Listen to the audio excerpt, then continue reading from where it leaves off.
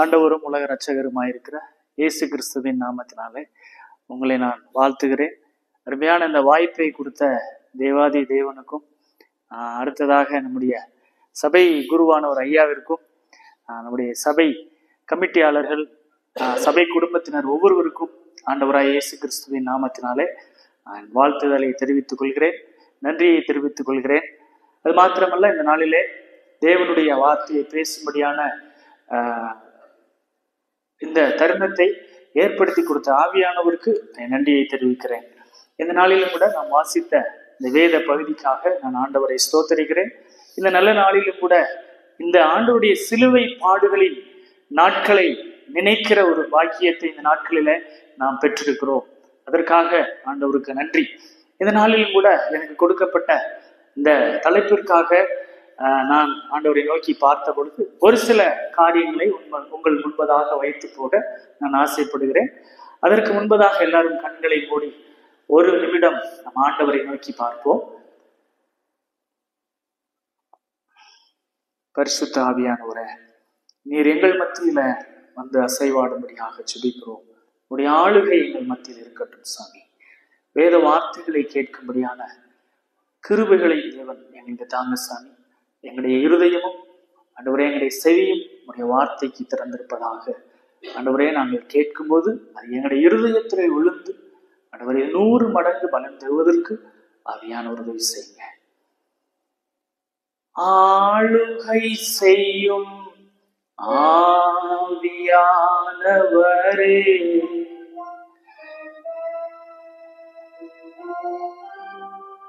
ஆளுகை செய்யும் ஆவியானவரே, பலியாய் தந்தேன் பரிசுத்தமானவரே,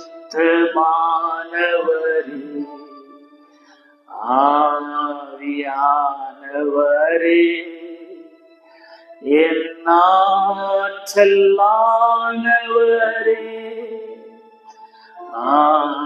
ஆவியானவரே, என் ஆற்றலானவரே, புதிதாக்கும் பரிசுத்தரே, புது படைப்பாய் மாற்றுமையா, புதிதாக்கும் பரிசுத்தரே, புது படைப்பாய் மாற்றுமையா, உடைத்து வீடும் ஒரு மாற்றும், என்னை உடைத்து வீடும் ஒரு மாற்றும், பண்படுத்தும் பயன்படுத்தும், பண்படுத்தும் பயன்படுத்தும், ஆளுகை செய்யும் ஆவியானவரே, பலியாய் தந்தே பரிசுத்தமானவரே. இயேசுவின் மூலம் ஜெபிக்கிறோம் நல்ல பிதாவே. எனக்கு அருமையான கர்த்தருடைய பிள்ளைகளை, இந்த நாளிலே ஒரு சிலராய் நாம் கூடி வந்திருந்தாலும் ஆண்டவர் நம் மத்தியிலே இருக்கிறார். ஹல்லேலூயா. எங்கே 2-3 பேர்கள் என் நாமத்தின் நிமித்தம் கூடியிருக்கிறீர்களோ அவர்கள் மத்தியிலே நான் இருக்கிறேன் என்று சொல்லியிருக்கிறார். அவருடைய பிரசன்னம் நம் மத்தியில் இருக்கிறது. அதற்காக நாம் ஆண்டவரை துதிக்க வேண்டும். இந்த நாள்ல மறுதலித்த பேதுரு என்கிற அந்த தலைப்பில நாம் வேத வார்த்தைகளை தியானிக்கிறதுக்காக நாம் இருக்கிறோம். மத்தேயு சுவிசேஷம் 26ஆம் அதிகாரத்துல 69 75 வரையுள்ள வசனங்களிலே மத்தேயு இந்த மறுதலித்த பேதுருடைய காரியத்தை பதிவு செய்கிறார். அதே போல மார்க்கு 14ஆம் அதிகாரம் 66ஆம் வசனத்திலிருந்து 71ஆம் வசனம் வரைக்கும் மார்க்கு இந்த சம்பவத்தை பதிவு செய்கிறார். டாக்டர் லூக்கா 22ஆம் அதிகாரம் 54லிருந்து 62 வசனம் வரை உள்ள அந்த வசனங்களில இந்த சம்பவத்தை அவர் பதிவு செய்கிறார். அதே போல யோவானும் 18ஆம் அதிகாரத்தினுடைய 25, 26, 27 இந்த 3 வசனங்களிலும் இந்த சம்பவம் பதிவு செய்யப்பட்டிருக்கிறது. 4 சுவிசேஷங்களிலும் இந்த சம்பவத்தை பதிவு செய்கிறார்கள். இந்த நாளில இந்த பேதுரு என்கிற இந்த சீசன் யார் என்பதை நாம் அவருடைய பின்னணியை பார்த்தோம் என்று சொன்னால், இந்த பேதுருடைய தகப்பன் யோனா என்று சொல்லி நம்முடைய ஆண்டவராய் இயேசு கிறிஸ்து சொல்லுகிறதை பார்க்க முடியும். எப்போதுன்னா நம்முடைய லூக்கா சுவிசேஷம் யோவான் சுவிசேஷம் 21ஆம் அதிகாரத்தினுடைய 15, 16, 17 வசனங்களில யோனாவின் குமாரனாகிய சீமோனே என்று அவர் அழைக்கிறதை பார்க்க முடியும். அது மாத்திரமல்ல, அவர் ஒரு மீன்பிடி தொழிலை செய்து கொண்டு வந்த ஒரு மனிதர். முதலாவது ஆண்டவர் தன்னுடைய ஊழியத்திற்கென்று ஆட்களை தெரிவு செய்த பொழுது சீமோனும் அவருடைய சகோதரனாகிய அந்திரேயாவையும் தான் முதலிலே அவர் அழைக்கிறதை பார்க்க முடியும். அப்படி ஒரு பின்னணியில் இருந்து வந்த இந்த பேதுரு ஆண்டருடைய சீசனாக தேர்ந்தெடுக்கப்பட்டார். இவருக்கு சில நேரங்கள்ல சில ரொம்ப அதிகப்படியான காரியங்கள்ல உற்சாகம் காட்டுவாங்க. அது என்ன சொல்லுவாங்க, ஒரு பதட்டமாக காணப்படுவாங்க. சில முடிவுகளை நிதானமாக எடுக்காதபடி திடீர்னு ஒரு முடிவெடுக்கக்கூடிய ஒரு சுபாவத்தை உடையவராக, அடிக்கடி தடுமாறுகிறவராக, அப்படிப்பட்ட சுபாவத்தை எல்லாம் உடைய இந்த பேதுரு காணப்பட்டார். அது மாத்திரமல்ல, இருந்த சீசர்களுக்குள்ளே கொஞ்சம் வயது முதிர்ந்தவராகவும் இந்த பேதுரு காணப்பட்டார். இவருடைய பெயர் சீமோன் என்பதாகும். இவருக்கு ஆண்டவர் தான் என்ன செய்யறாரு, பேதுரு என்று பெயரிடுகிறதை மார்க்கு 3ஆம் அதிகாரம் 16ஆம் வசனத்திலே நம்ம வாசிக்க முடியும். சரி, இந்த பேதுரு ஆண்டவரோடு நிறைய அனுபவங்களை பெற்றுக்கொண்டவர், ஆண்டவரோடு ஜெப பங்காளராக இருந்தவர். ஆண்டவர் எங்கேயாவது போகணும்னு சொன்னா அவர் முதலாவது பேதுருவையும் யாக்கோபையும் யோவானையும் தான் கூட்டிட்டு போய் தனியாக அவர் கூடி ஜெபிக்கிற அப்படிப்பட்ட பழக்கங்களிலே அவர்களையும் பயன்படுத்தினார் என்று நாம் பார்க்க முடியும். இந்த ஆண்டவர் அழைத்த உடனே அந்த பேதுரு தனக்கு இருந்த எல்லாத்தையும் விட்டுட்டு வந்துட்டார். நம்ம மத்தேயு சுவிசேஷம் 4ஆம் அதிகாரத்தினுடைய 19ஆம் வசனத்தை நாம் வாசிக்கும் பொழுது ஆண்டவர் அங்க என்ன செய்யறாரு, சீமோனையும் அவருடைய சகோதரனாகிய அந்திரேயாவையும் நீங்க ஏன் பின்னே வாருங்கள், நான் உங்களை மனிதர்களை பிடிக்கிறவர்களாக்குவேன் அப்படின்னு சொன்ன உடனே அவர்களுக்கு தனக்கு இருந்த வேலை, அந்த மீன்பிடி தொழில், அவருடைய படகுகள், வலைகள் எல்லாவற்றையும் விட்டுட்டு அவருக்கு பின் சென்று வந்த அந்த பேதுரு.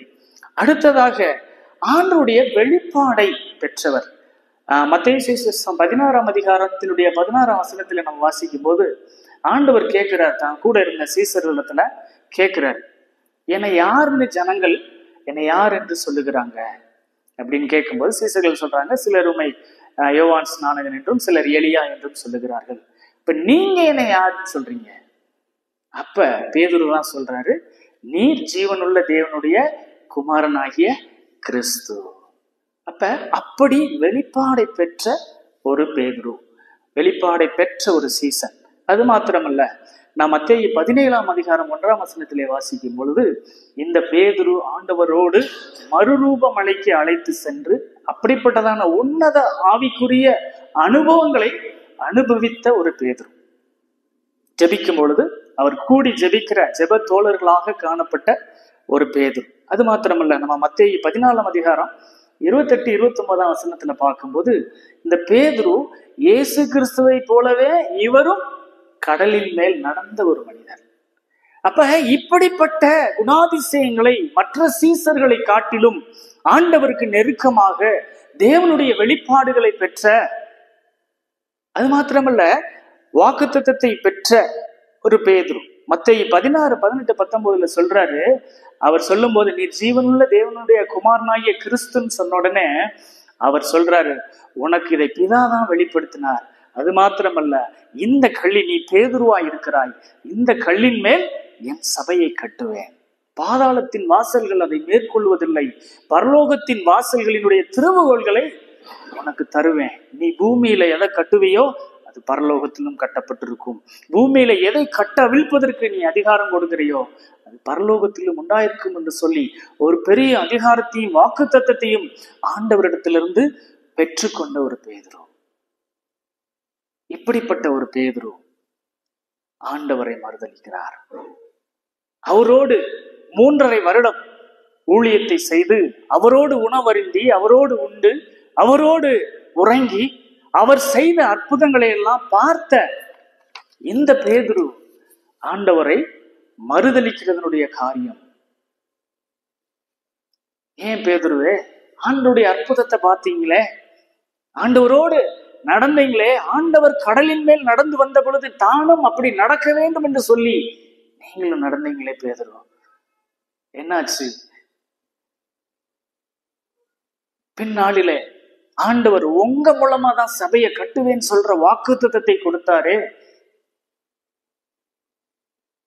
பேதுரு ஆண்டவரை மறுதலித்தார். 2 நாள்ல வாசித்த அந்த வசனங்களை நாம் வாசிக்கும் பொழுது, மத்தேயு 66 68 வரைக்கும் வாசிக்கும் பொழுது, முதலாவது அவர் அறியேன்னு சொல்றார். ஒரு சாதாரண வேலைக்காரி இவனும் அவனோடு இருந்தான் என்று சொல்லி ஆண்டவரை குறித்து சொல்லும் பொழுது அதை லூக்கா தெளிவாக பதிவு செய்கிறார். 22:58 அவனை நான் அறியேன்னு சொல்றேன். அதற்கு முன்பு நாள் தான் ஆண்டவர், அதே நாள்ல ஆண்டவர் சொல்றார், எல்லாரும் ஆண்டவரே, எல்லாரும் உங்களை மறுதலிச்சாலும், உங்களை விட்டு பின்வாங்கி போனாலும் நான் மறுதலிக்க மாட்டேன், நான் உங்களை சாவிலும் பின்தொடர்வேன் அப்படின்னு சொன்ன அந்த பேதுரு அந்த காரியங்களை எல்லாம் மறந்து ஆண்டவரை மறுதலித்தார் என்று சொல்லி வேதம் பதிவு செய்கிறது. அருமையான தேவனுடைய பிள்ளைகளை, இந்த நாளில அவர் மறுதலித்ததனுடைய ஒரு 3 காரியத்தை மாத்திரம் நான் உங்களிடத்தில் வேகமாக சொல்லி என்னுடைய செய்தியை நான் நிறைவு செய்ய விரும்புகிறேன். முதலாவது, அவருக்கு ஒரு பயம் ஏற்படுகிறது. வாக்குத்தத்தத்தை கொடுத்தார், அதிகாரத்தை கொடுத்தார், அனுபவத்தை பெற்றிருக்கிறார், ஆண்டவரோடு சேர்ந்து ஜெபத்தை செய்திருக்கிறார், 2 மீன் 5 அப்பத்தை வைத்து 5000 பேருக்கு உணவளித்த போது கூட இருக்கிறார். ஆண்டவரோடு இப்படி வாழ்ந்த ஒரு பேதுரு தன்னிடத்தில் பயம் வந்த பொழுது ஆண்டவரை மறுதலிக்கிற ஒரு சூழ்நிலைக்கு தள்ளப்படுகிறார். அந்த வேலைக்காரி சொல்றான், இவனுடைய பேச்சும் கலிலேயனுடைய பேச்சை போல இருக்கிறது, அவனோடு இவனையும் இருக்க கண்டேன் என்று சொன்ன பொழுது நான் அவனை அறியேன். 2வது மார்க் 26:72 வாசிக்கும் பொழுது ஆணையிட்டு மறுதலிக்கிறார். அவனை எனக்கு தெரியாது, யாருன்னே தெரியாது. கடைசியாக சபித்தும் சத்தியம் பண்ணியும் அவர் மறுதலிக்கிறார். அவருக்குள்ள இருந்த அந்த பயம் ஆண்டவர் செய்த நன்மைகளை, ஆண்டவர் செய்த காரியங்களை மறந்து போக செய்கிறது. முதலாவது, தேவன் அவருக்கு கொடுத்த காரியங்களை மறந்து போகிறார். ஆண்டவர் செய்த அற்புதங்களை மறந்து போகிறார். ஆண்டவருடைய வார்த்தையை மறந்து போகிறார்.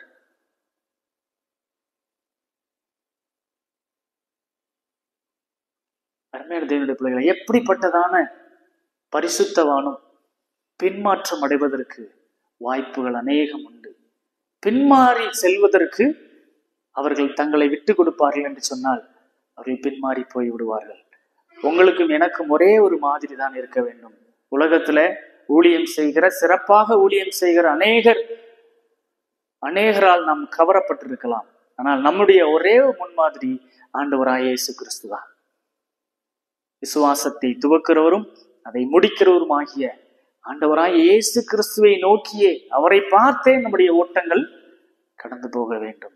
அருமையான தேவனுடைய பிள்ளைகளை, நம்முடைய வாழ்க்கையில ஆண்டவர் செய்த நன்மைகளை நாம் ஒரு நாளும் மறக்க கூடாது. இந்த பேதுரு ஆண்டவர் செய்த காரியத்தை மார்க்கு 14:71 வாசிக்கும் பொழுது அவர் மனம் கசந்து அழுகிறதை மத்தேயு 75 பதிவு செய்கிறார். மார்க்கு 71 மிகவும் அழுதான் என்று சொல்லப்பட்டிருக்கிறது. அதே போல லூக்கா 22:62 அவன் மனங்கசந்து அழுகிறார். அதற்கு முன்பு உள்ள வசனம் சொல்கிறது, அவர் ஆண்டவர் சொன்ன வார்த்தைகளை நினைத்து. அப்ப ஆண்டவர் சொன்ன வார்த்தை அவர் மறந்து போன பொழுது அவருக்குள்ளே பயம் வந்து விடுகிறது. ஆண்டவர் செய்த அற்புதங்களை பேதுரு தன்னுடைய வாழ்க்கையிலே மறந்த பொழுது அவனுக்குள்ளே பயம் வந்து விடுகிறது. அவன் தேவனை மறுதலிக்கிறதான ஒரு சூழ்நிலைக்கு தள்ளப்படுகிறான். இன்றைய நாட்களிலும் நம்முடைய வாழ்க்கை எப்படி இருக்கிறது?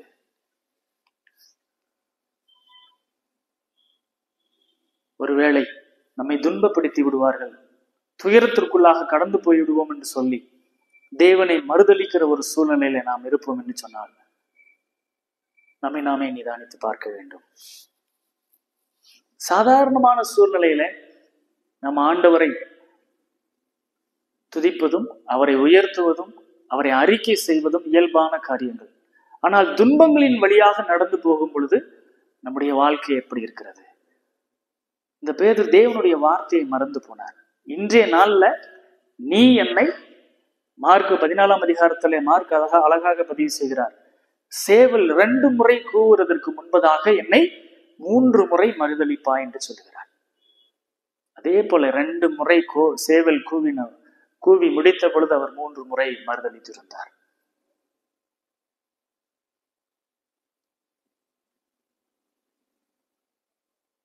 லூக்கா 12 8-9 வசனங்களை நீங்கள் வாசித்து பார்ப்பீர்கள் என்று சொன்னால் ஆண்டவர் அங்கு என்ன சொல்லுகிறார்? என்னை அறிக்கை பண்ணுகிறவர்களை நானும் அறிக்கை செய்வேன். மத்தேயு 10:32-33 அந்த வசனங்கள் எழுதப்பட்டிருக்கிறது.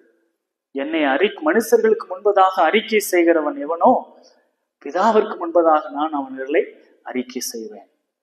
என்னை மறுதலிக்கிறவர்கள் எவர்களோ அவர்கள் மறுதலிக்கப்படுவார்கள் என்று சொல்லி லூக்கா 12 வசனத்துல சொல்லப்பட்டிருக்கிறது. ஆண்டவர் சொல்லுகிறார். இன்றைய நாள்ல ஆண்டவரை ஒருவேளை நம்ம நினைக்கலாம், அந்த பேதுருவை நம்ம இன்னைக்கே சொல்றோம் மறுதலித்த பேதுருன்னு சொல்லி ஒரு டைட்டில் வச்சே அவரை நாம் பேசி கொண்டிருக்கிறோம். நாம் எப்படி இருக்கிறோம்? நம்முடைய வாழ்க்கை எப்படி இருக்கிறது? ஒருவேளை நம்ம வாழ்க்கையில நம்ம வாயில வேணா சொல்லாம இருக்கலாம். நம்முடைய ஜீவியம் மத்தேயு 32 வசனத்துல மனுஷர் முன்பதாக என்னை அறிக்கை செய்கிறவர்கள். இப்ப என்னுடைய வாழ்க்கை தான் ஆண்டவரை அறிக்கை செய்ய வேண்டும். என்னுடைய கிரியைகள் ஆண்டவரை அறிக்கை செய்ய வேண்டும். என்னுடைய செயல்கள் மற்றவங்க பார்த்து இவெல்லாம் ஒரு கிறிஸ்தவனா அப்படின்னு கேட்டாலே நம்ம மறுதலிக்கிறோம்.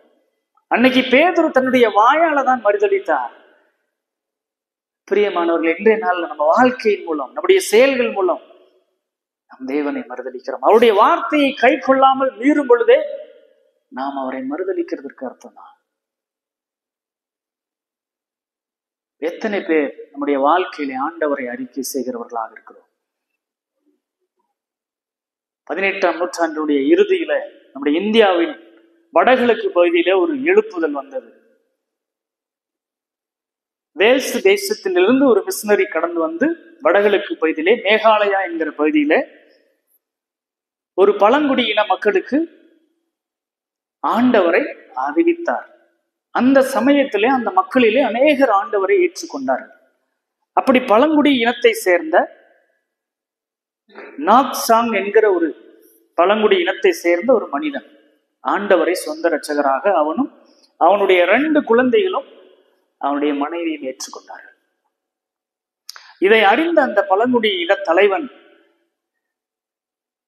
நாம் வழிபட்டு வந்த இந்த தெய்வத்தெல்லாம் விட்டுட்டு நீ புதுசா ஏதோ யாரோ ஒருத்தர் சொன்னான்னு சொல்லி அந்த தெய்வத்தை நீ வணங்கிட்டு இருக்க, நீ வணங்கக்கூடாது அப்படி என்று சொல்லி அவரை மறுதலிக்க சொன்னான். இல்ல, நான் மறுதலிக்க மாட்டேன்னு சொல்லுகிறார். இப்போ உன்னுடைய 2 குழந்தைகளையும் கொண்டு வாங்க, அந்த 2 குழந்தைகளையும் நான் கொல்ல போறேன், உன் கண்களுக்கு முன்பதாகவே அம்பு எய்து அந்த 2 குழந்தைகளும் கொல்லப்படுவார்கள், நீ அந்த இயேசுவை மறுதலித்து விடு. அவர் இல்ல, 2 குழந்தைகளும் கொல்லப்பட்டு விட்டார்கள். இன்னும் ஒரு சந்தர்ப்பம் உனக்கு கொடுக்கிறேன், உன்னுடைய மனைவியும் நான் கொல்ல போகிறேன், நீ அந்த இயேசுவை மறுதலித்து விடு. அந்த மனிதன் சொன்னான், இல்ல, மனைவியும் கொல்லப்பட்டு விட்டாள், அடுத்ததாக அவன், உன்னுடைய உயிரை நீ காப்பாற்றிக் கொள்ள வேண்டும் என்று சொன்னால் அந்த தெய்வத்தை நீ மறுதளிச்சிருவ. இல்ல, நான் மறுதளிக்க மாட்டேன். அதே போல அந்த மனிதனும் கொல்லப்படுகிறான்.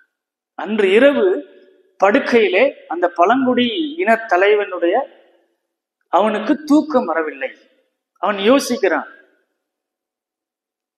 ஏதோ ஒரு தெய்வம், இந்த இயேசுங்கிற தெய்வத்துக்காக என் உயிரையே கொடுக்கிறானே, நான் தான் மாத்திரம், தன்னுடைய மனைவி மாத்திரம், முழு குடும்பமும் இறந்து போச்சே, என்ன இருக்கு என்று சொல்லி அவன் யோசித்து பார்க்கும் பொழுது ஆண்டவருடைய அன்பினால் அவன் கவரப்படுகிறான். அப்படி அந்த தருணத்திலே நம்ம இந்திய தேசத்தில் நடந்த சம்பவத்தின் மூலமாக எழுதப்பட்டதுதான் I have decided to follow Jesus என்கிற அந்த பாடல். நமக்கு ஒருவேளை அப்படிப்பட்ட சூழ்நிலைகள் வராமல் இருக்கலாம். ஒரு கம்ஃபர்ட் ஜோன்ல நம்ம இருக்கலாம். நமக்கு எதிர்ப்புகள், கஷ்டங்கள், போராட்டங்கள் எதுவுமே வராம மிகவும் சுகமான சூழ்நிலையில நாம் இருக்கலாம். ஒரு மனிதன் சாதாரண சூழ்நிலையில அவனுடைய ரியாக்ஷனை நம்ம பார்க்க முடியாது. அவன் துன்பப்படும் போதும், அவன் துன்பப்படுத்தப்படும் போதுதான் அவனுடைய உண்மை முகம் வெளிப்படும். அருமையான தேவனுடைய பிள்ளைகளை, இன்றைக்கும் வட இந்திய பகுதியில் புதிதாக ஆண்டவரை ஏற்றுக்கொண்டவர்களுக்கு அநேக சலுகைகள் மறுக்கப்படுகிறது. கடந்த நாளில் ஜார்க்கண்ட்ல இருந்து ஒரு மிஷனரி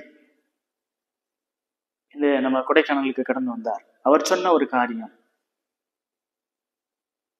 ஒரு இந்து குடும்பத்திலிருந்து ஆண்டவரை ஏற்றுக்கொண்ட ஒரு குடும்பம், அவனுடைய சின்ன ஒரு குழந்தை மரித்து போகிறது. அவங்க அங்க புதைக்கிறதற்கு இடம் கொடுக்கவில்லை. எங்கெங்கயோ வச்சு அலையிறாங்க. இல்ல, நீ ஆண்டவரை மறுதளித்தால், அந்த இயேசு கிறிஸ்துவை மறுதளித்தால் மட்டும்தான் உனக்கு கல்லறையில இடம் கொடுப்போம் அப்படின்னு சொல்றாங்க. அவர்கள் அந்த பிணத்தை வைத்துக் கொண்டு அலைகிறார்கள். கடைசியில கிட்டத்தட்ட 200-300 கிலோமீட்டர் தாண்டி அந்த சிறு பையனுடைய சடலத்தை அவர்கள் புதைத்திருக்கிறார்கள். அப்படிப்பட்டதான சூழ்நிலைகள் ஒருவேளை நமக்கு இல்லாமல் இருக்கலாம். இன்னொரு இடத்துல புதைத்த புணத்தை நீ இயேசுவை ஏற்றுக்கொண்ட அப்படின்ற காரணத்திற்காக புதைத்த புணத்தை தோண்டி வெளியே போட்டாங்க. அப்படிப்பட்ட சூழ்நிலைகளில் வாழ்கிற மக்கள் இன்றைய நாட்கள்ல இப்ப இந்த டைம்ல இருக்கிறாங்க. ஒருவேளை நமக்கு அப்படிப்பட்ட சூழ்நிலை இல்லாமல் இருக்கலாம். நம்முடைய கிரியைகள்னால ஆண்டவரை நாம் அறிக்கை செய்கிறோமா, இல்லை நாம் மறுதளிக்கிறோமா? ஒருவேளை நம்முடைய தேவையில நம்ம ஆண்டவரை விசுவாசிக்காமல் இருந்தால் கூட நாம் அவரை மறுதளிக்கிறோம் என்றுதான் அர்த்தம். அதிகமா ஒரு காரியங்களை குறித்து கவலைப்பட்டிருப்போம் என்று சொன்னால் அது கூட நாம் ஆண்டவரை மறுதளிக்கிறது தான் அர்த்தம்.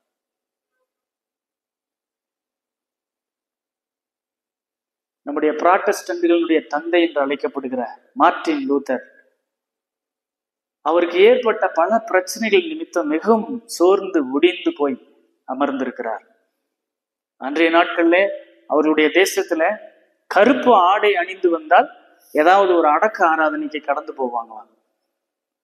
அன்றைய தினம் அவங்களுடைய மனைவி கருப்பு ஆடை அணிந்து வருகிறார்கள். அவர் கேட்கிறார், என்னம்மா யாருடைய அடக்க ஆராதனைக்கு போற? இயேசு கிறிஸ்து மரித்துட்டாரு, அவருடைய அடக்க ஆராதனைக்கு போறேன். அவர் விளங்கி கொண்டார். அப்ப அவருடைய கவலை எல்லாம் மறந்து விட்டது.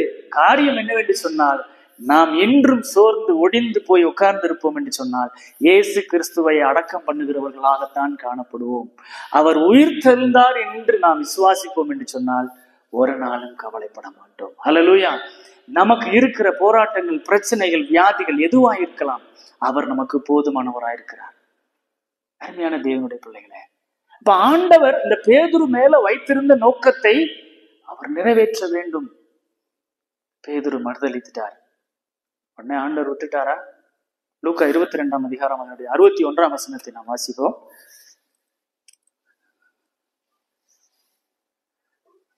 லூக்கா 22:61ஆம் வசனம்.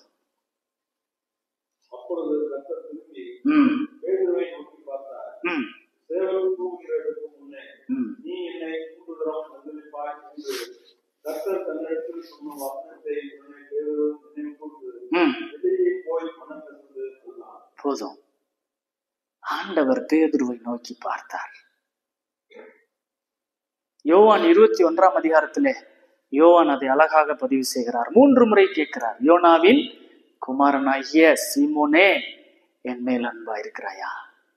அருமையான தேவனுடைய பிள்ளைகளே, ஆண்டவர் இந்த நாளிலும் உங்களையும் என்னையும் அப்போ நோக்கி பார்க்கிறார்.